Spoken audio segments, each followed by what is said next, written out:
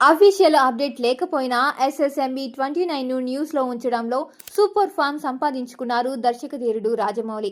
Recent గా November లో big relieve అంటూ క్లారిటీ ఇచ్చారు జక్కన్న. ఇప్పుడు ఈ న్యూస్ కు కొనసాగింపుగా మరో క్రేజీ అప్డేట్ ఫిల్మ్ సర్కిల్లో వైరల్ అవుతోంది.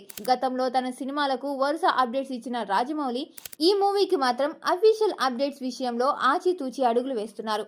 మహేష్ బర్త్డే సందర్భంగా అప్డేట్ కోసం నవంబర్ వరకు వెయిట్ చేయాల్సిందే అన్న క్లారిటీ ఇచ్చారు జక్కన్న.